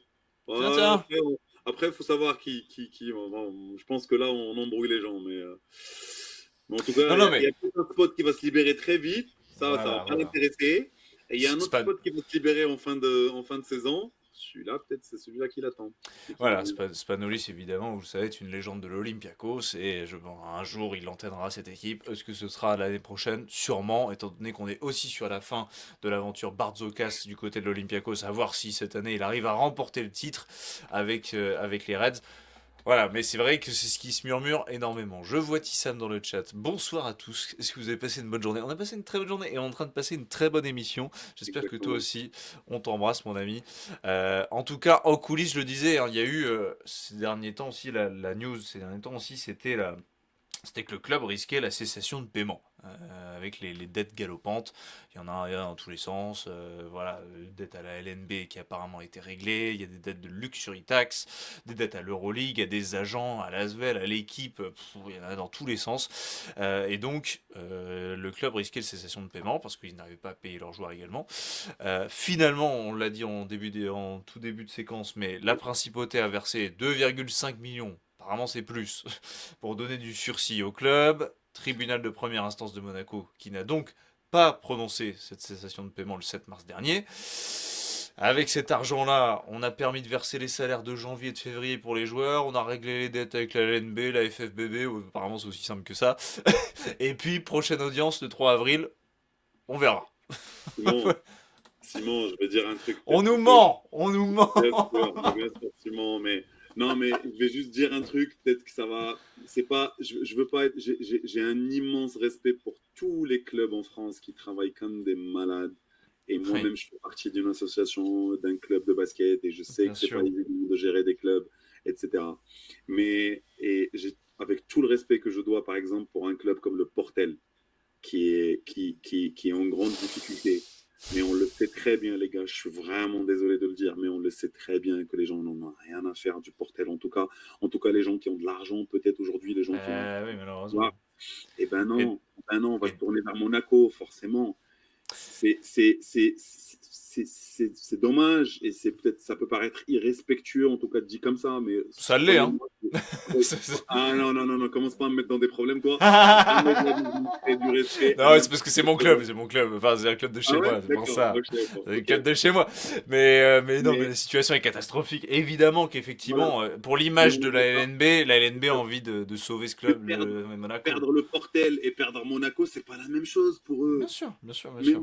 Même si nous, on sait très bien que le Portel aussi, s'il met les clés sous la porte, bah, c'est des salariés qui perdent leur boulot, c'est des familles qui perdent du coup C'est terrible. leur entrée d'argent. C'est terrible. C'est terrible. Et puis même, ça reste quand même un club qui est ancré dans la région depuis super longtemps. Tous les jeunes qui étaient là, qu'est-ce qu'on en fait enfin, c'est dommage, quoi, tu vois. Ouais, bien sûr.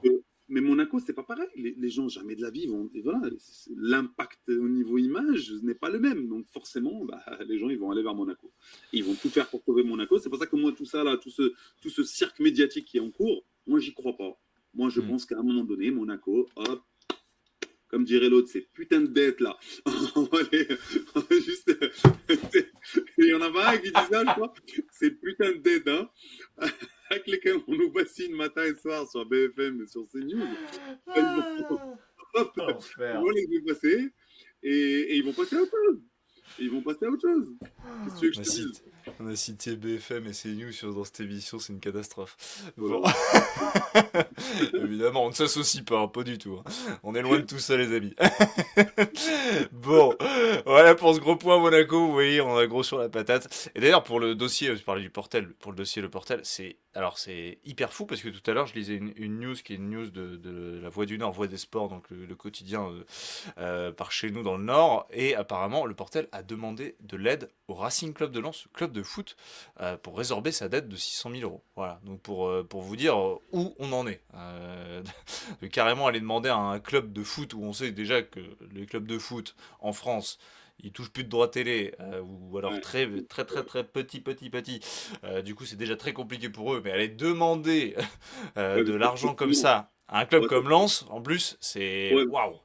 Ouais, mais sauf que Simon, je crois que tu as parlé de 650 000, c'est ça ? 600 000. 600 000, c'est quoi 600 000 pour un club pro en Ligue 1 aujourd'hui ? Ah oui, non, mais c'est clair. C'est un salaire d'un joueur moyen, tu vois. C'est clair. Mais bon. Oui, je suis d'accord avec toi, c'est très compliqué. Et puis peut-être la solidarité du Schnorr, hein, elle va jouer. Bah écoute, apparemment ils auraient rejeté. Bon, en tout cas, ils se seraient pas mis dans le plan. Ils se seraient pas mis dans le plan. Bon. Lens, avec leur tradition sociale, on est déçus quand même. Hein. Un petit peu, mais ils ont été les rois de la charité cette année. Ils avaient filé une partie de leurs recettes en Coupe de France au club de Béthune. Voilà, ce genre de truc. Donc ils ont fait des gestes cette année, et ils font souvent ce genre de gestes. Ils avaient offert aussi l'intégralité de la recette à Fény Aulnois en Coupe de France. Voilà, ils avaient fait. Ils y sont allés. Mais c'est vrai que moi aussi ça m'a étonné. Je me suis dit ils vont le faire parce que c'est dans leur tradition. Mais écoute, ils n'ont pas donné suite en tout cas pour l'instant. Voilà. Bon, ça c'était le Portel, mais c'était surtout Monaco. Gros point sur Monaco, c'était le gros focus. Vous pouvez évidemment vous réécouter cette grande tirade de je ne sais combien de minutes autour de Monaco entre Saad et moi-même pour vous refaire tout ça en replay. Derrière, ce sera mis en ligne sur la chaîne YouTube Euroleague France. Le focus, le Panathinaikos cette fois. Hein, on fait que de la gueulante aujourd'hui. On est là pour pas se faire plaisir. On est là pour pousser des coups de gueule. Et là, c'en est un de plus pour le Panathinaikos. Ça a des prêts. Dans les starting blocks, là, tu me dis, Après, j'attends le parquet. Hein. D'accord, bon, je fais le Moi, moi, petit. Je pose le cadre. Je pose le cadre et je te go, lance. go. 11e victoire consécutive pour l'Olympiakos dans le derby grec en Euroleague. Donc 11e défaite consécutive, vous l'avez deviné, pour le Panathinaikos. Victoire 86-80, vous l'avez sous les yeux, avec notre Evan Fournier national là, qui vient célébrer avec Papa Nicolaou. C'est juste après un super N1 de Papa Nicolaou, d'ailleurs, cette image, lors de cette rencontre. On parle donc du ouais, Super N1, up and under, comme ça, hop là, sous le panier, Rich Odom, sa faute de con, et N1. Ouais, à l'ancienne, garçon, il a encore des jambes. Il peut. Le Pana, donc, 4 défaites de suite, parce qu'on va s'attarder sur le Pana. Oui, l'Olympiakos, ça fait un gros match, mais on va s'attarder sur le Pana. 4 défaites de suite, 6 sur les 10 derniers matchs, 6 défaites sur les 10 derniers matchs en Euroleague. Bonus, défaite au buzzer ce week-end en championnat, face à Iraklis, 7ème du championnat grec. Défaite au buzzer, une erreur défensive. En plus, les mecs sont très très naïfs sur l'action. Assez dingue. Dynamique hyper inquiétante. Ils sont 10e. Ça pousse derrière, on pense à Dubaï. On pense forcément aussi, même Milan est là, même le Maccabi est là. En fait, il y a du monde derrière. Le Pana, tout comme Monaco, ça sent assez mauvais. Et je trouve que le score n'est pas assez révélateur de ce qu'a montré le Pana et dans cette rencontre, ça, ce qu'a montré négativement le Pana. Je veux dire que là, pour moi, il est flatteur ce score en fait. Alors que je trouve que le Pana, à part à un certain moment, ils avaient certains moments, notamment. Voilà, Retour de la mi-temps, en fait. exactement. Par un Kenrickton qui se réveille un petit peu, il y a un petit réveil. Mm. Mais au final, je trouve que quand même c'est l'Olympiakos qui a dominé face à un Pana qui est de plus en plus triste, hein, ça. Voilà. Je te laisse le Putain, tapis. non, mais c'est inquiétant, c'est déprimant. Bon, on n'est même plus dans inquiétant. J'enlève le mot inquiétant, désolé. On est sur déprimant, là. On est Déprimant, sur c'est bien. déprimant. Comment? Déprimant, c'est bien. Moi, je suis sur déprimant. Je suis sur que fait le. Il perd son temps à enlever les bannières des bannières dans sa salle, mais il faudrait qu'il pense à autre chose. Il faudrait qu'il réfléchisse autrement. Il faudrait qu'il trouve des solutions. Et moi, aujourd'hui, je suis désolé de le dire, mais aujourd'hui, il faut lancer le hashtag Ataman out. C'est terminé, les gars. Il faut lancer le hashtag Ataman out. Moi, je ne vois pas là quelle autre solution apporter au Pana. C'est fini. Pour moi, c'est fini. Là, on est en train de partir. Parce que j'allais dire, à un moment donné, oh, le Pana, ils vont être sauvés par Monaco qui va sortir du top 10 et que du coup, il n'y a que Dubaï qui va rentrer. Mais quand tu regardes le classement, il y a le Milan qui pousse. Et je peux te dire que le Milan, moi, je les ai regardés contre le Barça la semaine dernière, mais ils les ont décortiqués. Hein. Je veux dire, là, ils arrivent, les mecs, et puis ils ont un certain sacré effectif. Donc aujourd'hui, si on reste sur le Pana, pour moi, c'est déprimant. Ce qui s'est passé ce week-end en championnat est encore plus déprimant. Je rappelle qu'ils sont montés à plus 21 au troisième carton et ils trouvent le moyen de perdre au buzzer contre une équipe 6e, je crois, 7e. 7e, Iraklis. Je veux dire, j'ai regardé l'effectif de l'Iraklis, je ne vais pas mentir. Moi aussi, je connaissais personne. Je connais pas cette équipe-là. Par contre, j'ai regardé un long résumé d'une dizaine de minutes que tu peux trouver sur YouTube. Moi aussi, j'ai trouvé ça. Ils sont montés à plus 21 au troisième quart-temps et tu perds au buzzer contre cette équipe-là. Alors, remettons les choses dans le contexte parce que, ok, on parle d'une équipe qui a eu beaucoup de problématiques d'effectifs, d'accord. On parle d'une équipe, par contre, qui a corrigé ces problématiques effectives jusque-là. Parce que maintenant, le seul qui manque, c'est Mathias Le Sort dans l'effectif. Ouais, c'est le seul qui manque. Gros manque. Le Sort, il est là, d'accord. Moi, je suis le fan numéro 1 de Mathias Le Sort. Pour moi, c'est le meilleur intérieur de l'Euroleague sur les 3 dernières années depuis la dernière année aux Partisans. Pour moi, c'est le meilleur joueur. C'est le meilleur, voire même c'est l'un des meilleurs joueurs de l'Euroleague. Bien sûr, on l'aime, on l'adore, Mathias. Maintenant, venir se foutre de notre gueule et nous dire que le Pana perd parce que Le Sort n'est pas là, faut arrêter. Faut arrêter de nous prendre pour des dindons. Ça va. Non, le Pana ne perd pas seulement parce que Le Sort n'est pas là. Le Pana perd parce qu'il y a un coach qui est à la ramasse sur le banc. Parce qu'il y a un coach qui est complètement à la ramasse sur le banc. Je suis désolé. C'est Il est à la ramasse. Parlons c'est marrant. maintenant C'est marrant spécifiquement que tu du match dises. de l'Olympique. C'est marrant que tu dises ça là parce que sous le tweet de l'Euroleague qui annonce la victoire de l'Olympiakos là, il y a juste un commentaire qu'on voit d'ailleurs hein, sur le screen là, sur le chat. Ha ha ha ha ha, Ergin avec plein de smiley qui se marrent. Purée, c'est vraiment ça quoi. Tout est ciblé aussi sur Ataman. Le coaching, je te laisse y aller hein, mais Le coaching d'Ataman, il est catastrophique. Avant de rentrer dans le coaching d'Ataman et rentrer un petit peu dans les spécificités et qu'est-ce qu'on veut highlight vraiment, qu'est-ce qu'on veut sortir un peu ou ouais pas ouais. du tout de ce Mm, coaching-là. mm. Juste une équipe qui est dans une dynamique très négative comme ça et qui va perdre un match facile entre parenthèses de championnat parce que les matchs Olympiakos Pana en championnat grec, c'est des matchs faciles pour eux normalement, hein. Ils doivent gagner tout, hein. Ben Je oui. suis désolé, mais le niveau, il est pas. Paris Saint-Germain, Paris Ah oui, Saint-Germain. le PSG de, tu vois, de. Mm. Maintenant, on aurait tendance à croire et à se dire que les joueurs ont lâché le coach. C'est un peu le discours qu'on entend souvent quand une équipe très forte commence à perdre des matchs faciles parce qu'on dit bah c'est pas Ouais. possible, machin, quand même. Et ben moi, je suis désolé, je suis contre ce discours-là dans ce cas de figure-là pour le Pana. Pourquoi? Parce qu'on a regardé les matchs d'Euroleague. J'ai regardé encore une fois le résumé là et le résumé du dernier match de championnat et tu peux voir des joueurs qui continuent de se battre. Hmm. Des joueurs comme TJ Short qui continuent de se battre. TJ Short Mais alors qu'il lui donne aucune confiance, qui fait tout pour que le mec échoue au Pana. Je parle ça de me- Ataman. Il fait tout pour que TJ Short échoue et le mec malgré ça, chaque fois qu'il rentre, il se plie à 4. Il se met misère. Hein. Mais franchement, Mais moi, ça me terrifie. TJ Short, c'est terrifiant. On y reviendra, mais donc, moi, ça me donc, fend le cœur. donc, conclusion, les joueurs n'ont pas lâché le coach. Les joueurs continuent de se battre pour le coach, mais je pense qu'on arrive à la limite de ce coach-là. Pour moi, il y a quelqu'un qui arrive à sa limite pour tenir ce groupe-là et pour driver ce groupe-là. Et ben, il s'appelle le coach. Le coach n'a plus rien à proposer aujourd'hui à cette équipe-là. Je pense qu'il faut arrêter. Maintenant, si on revient pourquoi on dit ça sur le coach. Olympiakos, Nigel Hayes Davis, combien il a eu de ballons dans la raquette?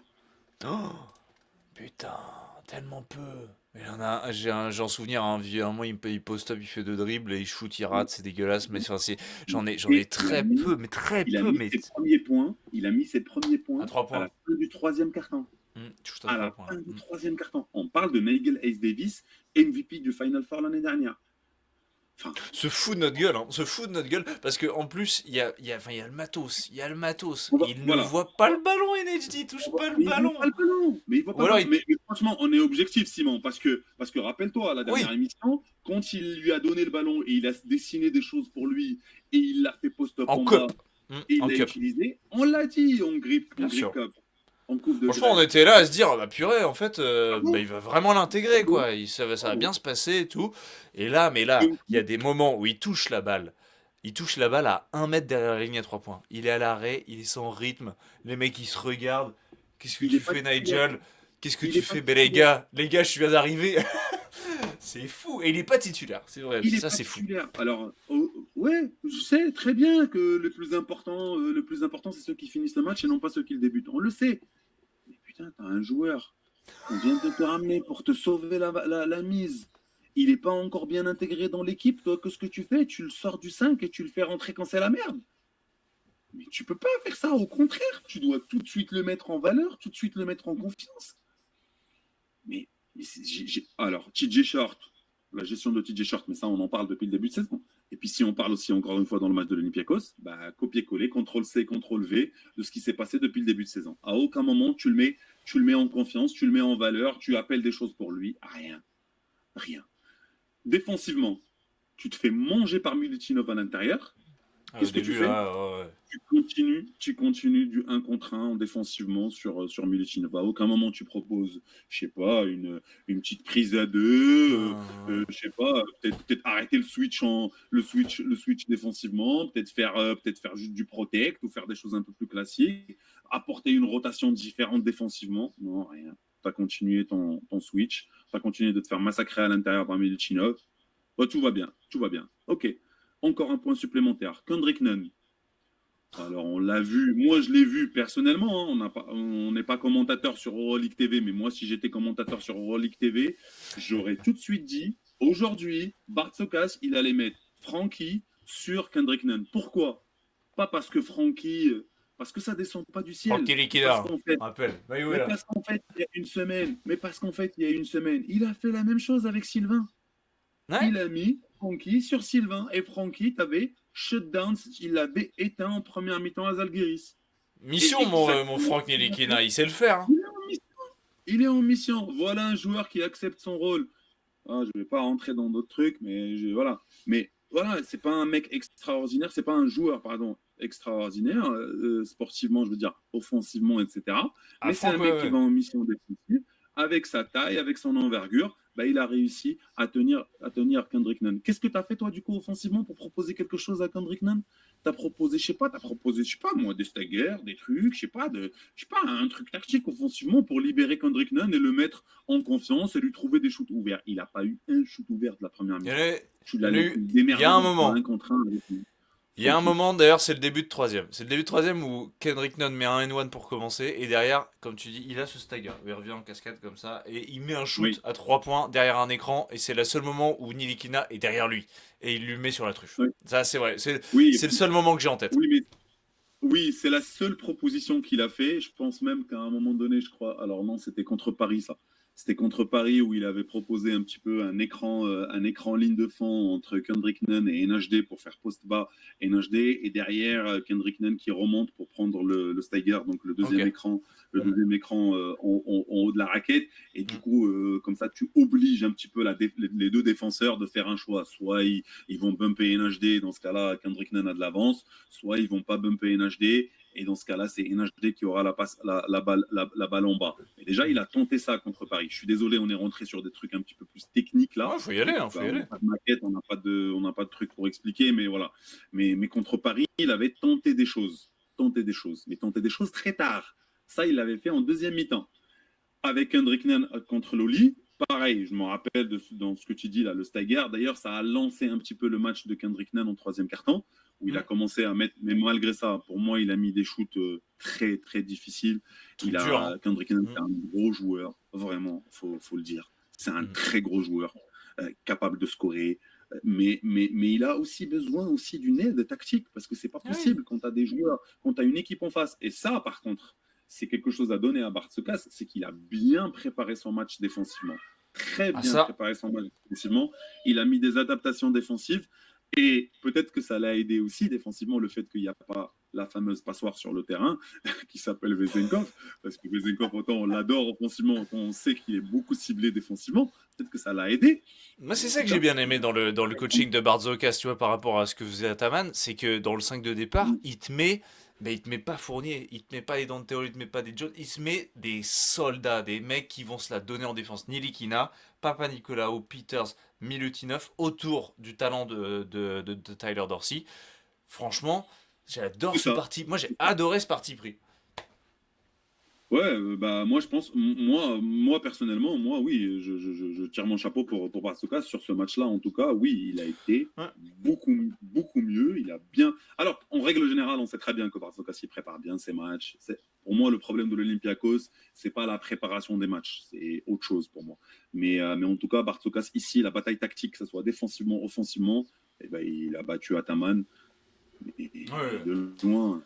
Ce qui nous inquiète, c'est qu'Ataman n'a pas perdu la bataille que contre Bartzokas. Il la perd à tous les matchs, il la perd à tous les matchs, la bataille tactique. Et Dieu sait que l'Euroleague, on est sur un basket très tactique, les gars. Très tactique. On est sur un basket on a sur des coachs qui préparent énormément leurs matchs, défensivement, offensivement. Si tu le prépares défensivement, tu sais que tu es obligé de le préparer offensivement parce que l'adversaire va préparer défensivement. Forcément, tu es obligé aussi de te préparer offensivement et de trouver des solutions pendant le match, avant le match et aussi surtout pendant le match. Pardon.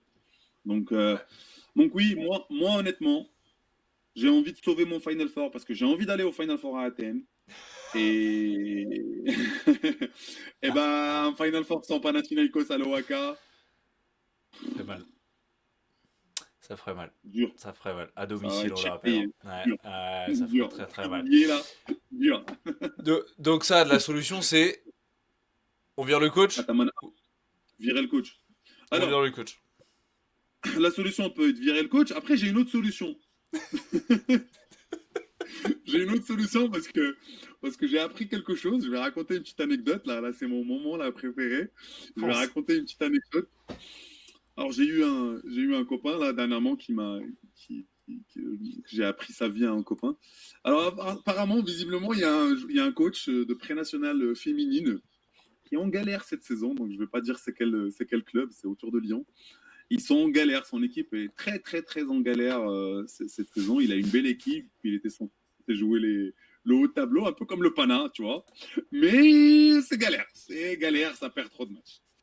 Et donc, apparemment, comme solution, il aurait proposé comme solution lors du dernier match, et il l'aurait fait d'ailleurs, que toutes les filles boivent un verre de whisky, un shot de whisky avant leur match.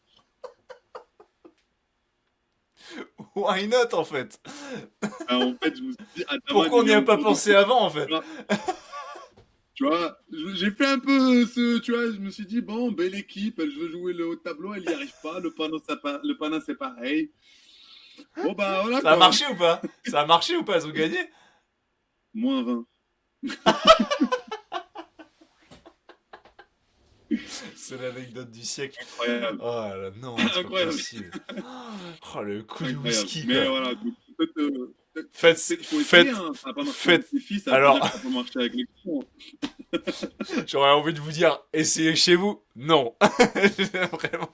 On est une émission en public, on ne peut pas dire ça malheureusement. On est une émission diffusée en direct, je peux pas dire ça. Donc attention avec l'alcool et pas avant les matchs, sinon c'est moins 20 dans la poire. Voilà, c'est la fin du monde. Ah, c'est fort ça. Non mais voilà. Moi, on l'embrasse, on le salue. On le salue Phiton sur cette vidéo. Le coach. Oui. je pense qu'on va couper le morceau, on va lui envoyer. Mais, oui. Extraordinaire. Mais bon, voilà pour ce Pana, voilà, verre de whisky ou virez-moi coach Ataman. Faites les deux, sinon voilà, apparemment ça marche bien. Voilà, c'est ce qu'on peut garder ça. Sauvez le Pana, s'il vous plaît. Ouais. Le président là, il faut sauver le Pana. Sauvez-nous notre Final Four. Puis on a des joueurs. Franchement, il y a des joueurs qu'on adore en fait dans cet effectif. Et ça m'embête. Simon, tu dirais quoi si le Span remplace Ataman au Pana? Ouais, franchement, je dirais oui. Je dis oui, ok. Je dis let's go direct. Alors là, pour le feu que ce serait. Le feu. Et je rappelle les gars quand même. Je rappelle que le Span est une légende de l'Olympiakos, mais je rappelle que le Span a quand même fini MVP du Final Four en gagnant l'Euroleague avec le Pana avant d'aller signer à l'Olympiakos et qui devient la légende qui est devenue ensuite. Voilà. Donc le Span a quand même une histoire avec le Pana. Attention. Donc moi je dis, je sais pas. 1h25 dans cette émission les gars. À ce moment-là, on va extraire ce moment si ça se fait. Vous l'auriez vu ici, vous l'aurez entendu. Vous êtes 10 au moment où l'on parle. Vous l'aurez entendu ici en premier. Et il est parti chercher Sloukas, les gars. Il est parti chercher Sloukas. Pourquoi il irait pas chercher le Span? Ce serait complètement dingue. Alors là, c'est complètement dingue. Moi, je signe tout de suite. Ça m'embêterait pour l'histoire avec l'Olympiakos, machin. Mais non, là, il y aurait un storytelling, ça explose tout, ça relance. Tout le monde a été embêté. Ça relance la fin de saison. Du coup, je me vois au Pana. Là, le Span, ça peut être pareil. Hein. Oh, je dis ça, je dis rien. Hein. Je m'arrête là, allez. Magnifique. On conclut là-dessus. Voilà, on conclut là-dessus sur le Pana. Magnifique. Bon, voilà, si vous voulez vous refaire tout ça pareil, en replay, tout cela sera disponible sur la chaîne YouTube Euroleague France, même orthographe, pour retrouver tout ça. N'hésitez pas à vous abonner sur le YouTube de Euroleague France. Les amis, on va terminer tous ensemble cette émission numéro 7. Merci à tous ceux qui sont là, parce que je vois que vous êtes restés très fidèles là. J'ai vu que ça n'avait très très très peu bougé. Donc merci à tous d'être restés là. Je pense qu'on tente le divertissement suprême là. Là, on s'est lancé dans des sujets où c'est divertissement quoi. Divertissement et info les amis. Joueurs sous les radars, on va terminer par ça mon cher Saad, un joueur dont tu as envie de parler un peu, Factor X, dont on parle assez peu, mais que tu avais envie de mettre en avant, qui a bien performé notamment sur ce dernier round. Qui as-tu choisi? Alors moi je voulais mettre en lumière deux joueurs. Un, parce que il a bien performé, mais c'est un joueur qui est déjà assez connu sur le marché, qui s'appelle Zach Loday. Moi, c'est un joueur personnellement que j'adore, depuis son époque au lit d'ailleurs. On Olympiakos. l'aime. Voilà, c'est vraiment un très bon joueur. Le Barça, il te les a massacrés la semaine dernière. Alors, le Milan, en général, fait un gros match. Tous les joueurs font un gros match. Bolmaro aussi, ancien du Barça, tiens. Mais Zach Ledey, pour moi, est en train de revenir à son niveau qu'on avait vu à l'époque aux Partisans. Et ouais, pour moi, voilà, c'est un joueur que je voulais remettre sous la lumière parce que j'ai le sentiment qu'il est sorti un petit peu du radar à cause de sa signature à Milan, malheureusement, parce que cette équipe, elle est vraiment ce qu'on disait la dernière fois, on ne comprend plus rien. Bref, mais voilà, Zach Ledey. Et puis, un deuxième joueur aussi que j'aime beaucoup, Lucic. Donc, le joueur serbe. Vladimir Lucic, oui. Lucic, le joueur serbe qui joue au Bayern. Moi, c'est un joueur qui est complet, qui est capable de défendre et d'attaquer, qui est capable de tirer, qui est capable de défendre sur tous les postes, 1, 2, 3, 4, 5 presque. Et puis, j'ai kiffé son match contre Zvezda. Le Bayern qui sont partis gagner à Zvezda, mais pas grâce à leur attaque. Encore une fois, Svetislav Pešić, grâce à sa défense, et toutes ses équipes sont construites autour de la défense. Et l'un des éléments phares de sa défense, il s'appelle Vladimir Lucic. La défense qu'il t'a mis sur Butler. Sur Jared Butler, impressionnant. Un vrai scoreur, Jared Butler, c'est pas n'importe qui. Et il a réussi quand même à le tenir. Mais voilà, je voulais mettre en lumière un peu Lucic. C'est un joueur, pour moi, qui n'a pas eu la carrière qu'il mérite jusqu'ici. Du fait, justement, que peut-être de choix d'équipe. Alors, il a choisi la stabilité encore une fois, rester au Bayern. Peut-être c'est en contradiction avec ce que j'ai dit tout à l'heure. Je pense que les gens aussi se sentent bien dans une institution comme le Bayern. C'est pas évident quand tu te sens bien dans un club, etc., dans un environnement de partir. Mais je pense que sportivement, il aurait pu donner il aurait pu montrer une meilleure image de lui-même, de Lucic, en fait, s'il était dans un autre club. Je pense que c'est un joueur qui a un sacré niveau, qui aurait pu avoir une carrière différente sportivement s'il était dans une autre équipe. Donc c'est pour ça que je voulais un peu le mettre aussi en lumière. Magnifique, ça c'est deux joueurs qu'on adore dans ces joueurs sous les radars. C'est clairement ces joueurs-là, clairement ces mecs-là dont on parle très peu mais qui ont des profils très complets. Et en plus, tu l'as dit, défensivement, ça colle parfaitement avec la philosophie de Pešić et du Bayern Munich. Moi, je sors duo d'intérieur. Ils sont pas souvent ensemble sur le terrain d'ailleurs, mais j'aime beaucoup ce duo. C'est Nathan Reuvers et Jaime Pradia du côté de Valence face aux Žalgiris. Ces deux-là ont été vraiment impressionnants. J'aime beaucoup le profil de ces deux mecs. Donc ils sont tous les deux à des intérieurs. On va dire que Pradia est plutôt peut-être sur des postes 4-5. Voilà, les deux sont assez mobiles en fait. C'est ça que j'aime bien dans ces 4-5 assez modernes, mobiles. Mais ce que j'aime moi, c'est que c'est des gars. Mais tu donnes tes coachs, tes coéquipiers, tu joues avec ces gars-là. C'est génial. Les gars, ils donnent tout, quoi. Les gars, ils se défoncent sur le terrain. C'est juste trop beau à voir. Et ça colle tellement bien à ce qu'imprime comme dynamique Valence, deuxième de l'Euroleague, on le rappelle, et Pedro Martinez. C'est vraiment c'est un régal en fait. Pradia, c'est pareil. C'est des mecs aussi, au-delà du fait que, bon là, j'ai l'impression qu'on parle juste de mecs qui sont pas doués au basket et qui se jettent sur des ballons et qui sont éboueurs, alors que pas du tout. C'est talentueux. C'est des putains de joueurs de basket. Et c'est là où moi, ce que j'aime, et on parlait du collectif et de se défoncer pour les autres, c'est que ces gars-là, ils ont cette capacité aussi à chercher toujours les gars, toujours les coupes, toujours chercher les gars en périphérie. Dès qu'ils ont des ballons, que ce soit au poste, que ce soit sur des positions plus basses, ils se retournent les gars, ils ont les ballons pour checker un petit peu, scanner le terrain et te trouver les mecs disponibles. Nathan Reuvers c'est ça et Pradia c'est ça quoi. C'est des postes 4 meneurs de jeu un petit peu capables de voilà et ça ces postes 4 là ils sont essentiels pour avoir un jeu collectif en fait. Les coachs ils préconisent beaucoup avoir des postes 4 capables d'avoir une bonne lecture parce que si tu as juste un poste 1 qui a de la lecture, ça suffira pas. Il te faut des intérieurs aussi capables d'avoir de la lecture et c'est là où tu vois que le jeu collectif d'une équipe step up en fait. Et ouais, effectivement, Reuvers et Pradia. Alors Reuvers c'est un peu plus talentueux que Pradia, mais Pradia dans la tradition espagnole un petit peu là, les postes 4 là qui sont durs au sol, qui comme tu disais, qui jettent sur les ballons, avoir une bonne lecture, avoir un bon shoot aussi, capable de shooter. Non, c'est un joueur complet. Hein. Un joueur complet. Pas talentueux, tu sens que c'est. Enfin, pas talentueux. En tout cas, pas. Comme on l'entend, quoi. Le mec, il joue en niveau. On ne va pas dire qu'il n'est pas talentueux, bien entendu, comparé à ce niveau-là. Il faut quand même un minimum de talent, attention. Mais voilà, comparer un Montero ou un Moore, tu vois ce que je veux dire. C'est ça ce qu'on veut comparer, nous. Un Mirotic qui est très talentueux. Tu vois, c'est ça. Mais ouais, très, très bons joueurs, les deux. Là. Très bons joueurs. Voilà les joueurs sous les radars de Euroleague France, les amis, dans cette journée 30 sur laquelle on est revenu tout au long de cette émission numéro 7. C'est donc la fin.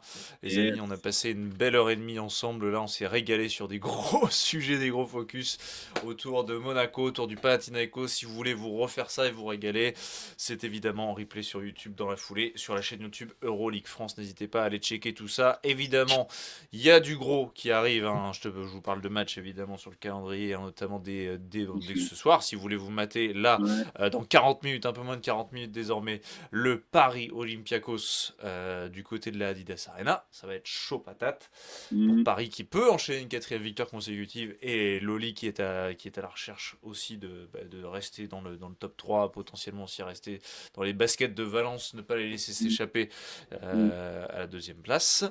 Donc gros match à regarder. Il y a du Panathinaikos Zalgiris. Ce sera jeudi. Retour de Mathias Le Sort, normalement. Cher Saad, ça tu vas. Ouais, j'espère. J'espère le retour de Mathias, mais surtout là, on est sur un gros game, les gars. On est sur un délire là. On est sur un truc de fou. La bataille des Verts là, ça va être incroyable parce que Zalgiris continue de jouer sa vie pour le playoff. Et le Pana, voilà, on va pas vous faire un schéma, on en a déjà assez parlé. Green Battle, les gars, ça va être incroyable. Green Battle, ça va être incroyable. Real Valence aussi, on a du derby espagnol. Ça va être très sympa à voir avec le Real qui est aussi sur une bonne dynamique. On pourrait revenir aussi à un moment. Real Valence, très intéressant. Paris Asvel, derby Frenchy aussi, pourquoi pas. Alors, entre deux équipes de bas de tableau évidemment, mais c'est toujours des gros moments de saison aussi à regarder. Ce sera vendredi. Et un beau Zvezda Fener, étoile rouge de Belgrade Fenerbahçe. Pour moi, la série du Fener va prendre fin à la Belgrade Arena, cher Saad. C'est ma take. Notez bien ça, messieurs. Notez bien ça. Moi, c'est un match qui est sur mon calendrier. En tout cas, c'est le match que je ne vais pas rater du tout. Celui-là, je ne peux pas le rater. J'en sais rien. Je pense que, franchement, tu veux qu'on se mouille? Allez, je vais mouiller. Je vais aller à l'encontre de toi. Le Fener va gagner à Zvezda. Le Fener va gagner à Belgrade. Let's go, ça, et on fait le point évidemment dès la semaine prochaine. Au revoir. Transition toute faite dans l'émission numéro 8 dès la semaine prochaine, les amis. Merci à tous de nous avoir suivis. Vous étiez fidèles ce soir, ça nous a régalé. Merci beaucoup d'avoir été là et de nous avoir écoutés. Merci beaucoup, Saad. Tu nous as régalé également. En grande forme. Et on se retrouve la semaine prochaine, les amis. Prenez soin de vous. Passez une belle semaine d'Euroleague. Il y a plein de matchs à regarder. Prenez soin de vous. Gros bisous. C'est à la semaine pro. Ciao, ciao.